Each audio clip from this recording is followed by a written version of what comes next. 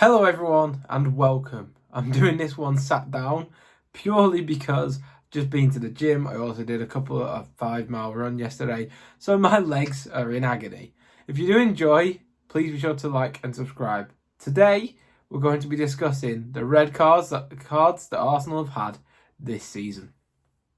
And more so, are they deserved red cards? Is there potential corruption within referees? Or is it a case of us just being dirty, maybe? The first red card that we're going to discuss is Rice versus Brighton. Now, this is, in my opinion, the worst refereeing decision that we've had or suffered this season. I didn't want to go into last season's refereeing decisions just because, in isolation, you can make a claim over a period that Arsenal are hard done by, which they are. But purely based on this season, are the red cards fair? In my opinion, this incident happened where the ball was obviously rolled into Rice from behind. Rice instinctively then tapped the ball away. I don't even think, go off the pitch. The Brighton player then proceeded to try and pretend to kick the ball, but goes straight into Rice.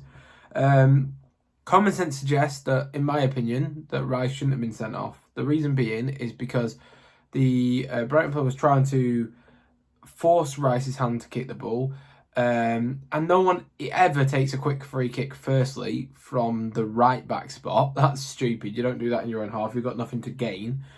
And secondly, where the Brighton player was trying to kick the ball, there was no target. There was actually no one in that top left corner of the pitch that he could have been aiming at for Brighton. So he's very clearly managed the game, played the situation, and forced the referee to make a decision. Now, in my opinion, this is the worst decision because realistically, the referee should have seen what the Brighton player's done, and he probably should have been sent off for violent conduct in terms of just kicking a player off the ball. But Rice gets a yellow card, and if you listen to the audio of "Oh, you gave me no choice," shut up. Just the refereeing standards in this country are awful. So for that one, I think that's the worst decision by far. The referee definitely got it wrong, and it's a case of just use some common sense. That's all we want in refereeing. I don't even care about getting the decision right all the time.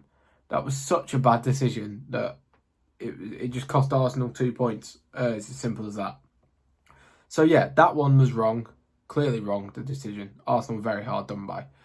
In the Trossard one versus Man City, that's the second of the three reds. I don't agree with the decision at all, but I can understand why it was made. If you don't know what happened, Trossard did a foul in a 50-50. The ball's bouncing, Trossard then kicks it away. The referee's blown for the previous foul, which happened the whistle blew 0.8 seconds later. Trossard kicks it away. Is that enough time for a professional footballer to react and stop the kicking action? Probably not. But Trossard did kick the ball away. So in the letters of the law, that one is a yellow. As in, my only concern is that if you actually field out the play, Martinelli was there. Was Trossard trying to play a pass to Martinelli and just didn't execute it very well? Maybe. I think now the dust has settled, now obviously we drew to City, the emotions are less high. As much as I disagree with the decision to send, I don't want to see players sent off for that action, especially when it's 0.8 seconds, like he didn't have time to relax or even react.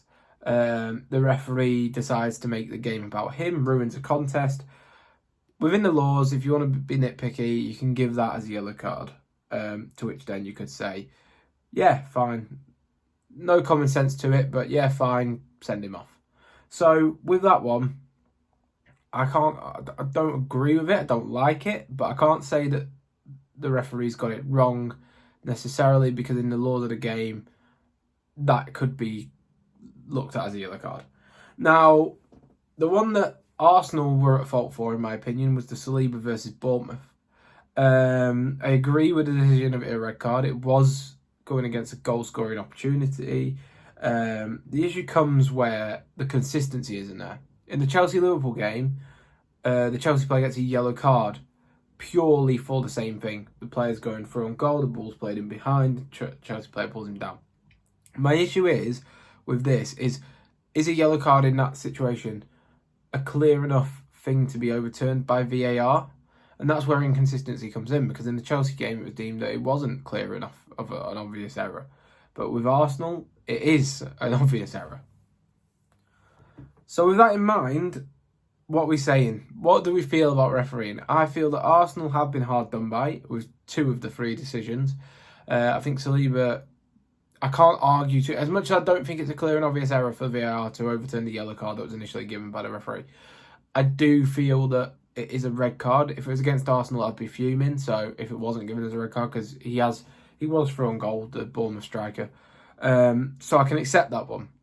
It's not great, especially when there's inconsistencies the day after in the Chelsea game, but I can allow that because Arsenal could have controlled that. Saliba didn't have to necessarily tug him down. It was a Trossard back pass as well, so it's Arsenal's own doing. My biggest issue is the Rice one versus Brighton, because if anything, it should have been the Brighton player being sent off for that, but equally, whatever, these things happen in the season, you're going to get hard done by. The Trossard versus City one, I think the referee's pedantic, I think he's stupid, he doesn't manage the game, doesn't manage the situation, but in the laws of the game, I can understand why he's come to that sort of decision. Do Arsenal have a issue with stopping red card situations? In 2 of the 3, I don't think they could have stopped the situation. Little of it was their impact. Trossard, I think he can't react in 0.8 seconds. As much as I can understand why the red card's given. Rice, definitely, I don't feel he's at fault at all. But that said, I do not believe what people are saying online where the referees are corrupt against Arsenal. That just doesn't happen. I think that the referees personally are not corrupt, but they're incompetent. In isolation this season, I do not believe there has been any corruption. That's a slippery slope if you start deciding about that. Instead, I think that they're inconsistent. Therefore, I do heavily believe consequences for referee performance are needed, because they do affect the run of games. Against Brighton, we would have definitely won that game. We were dominating with 11 men. Against City, we were 2-1 up. Obviously, we conceded very, very late. I think we probably would have won that game as well. Further referee training is definitely needed, in my opinion.